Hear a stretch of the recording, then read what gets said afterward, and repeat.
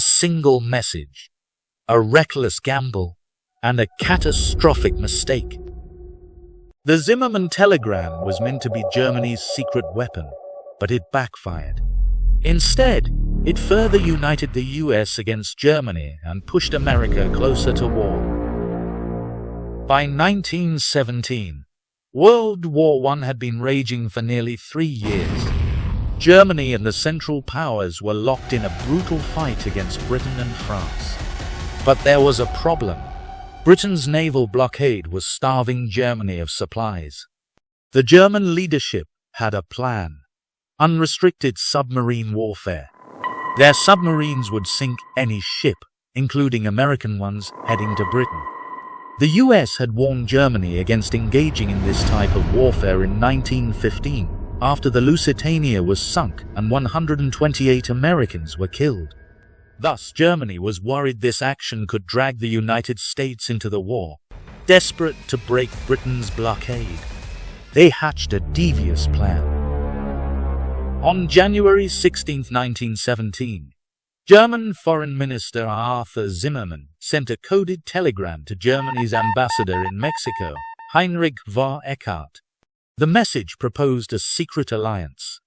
If the United States joined the war, Germany wanted Mexico to attack the United States. In return, Mexico would be rewarded with the territories it lost to the US over the years, such as Texas, New Mexico, and Arizona. By encouraging Mexico to attack the US, Germany hoped to achieve several objectives. First, Germany hoped to divert US attention and resources.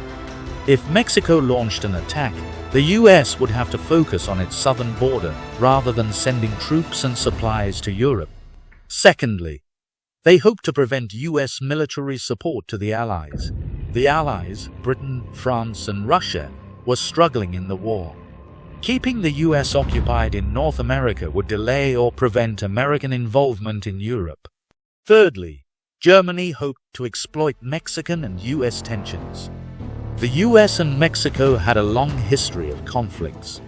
Germany believed that Mexico would be motivated to reclaim those territories it lost. Lastly, Germany thought it could strengthen its strategic position. If Mexico and possibly Japan, who was also mentioned in the telegram, allied with Germany, it could shift the global balance of power in their favor. But there was one problem for Germany. Britain was listening.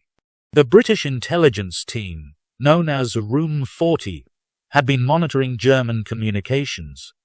They intercepted the Zimmerman telegram and, after days of work, cracked the German code. Now, Britain had a dilemma.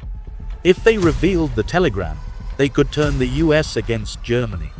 But if they admitted how they got it, Germany would know Britain was spying.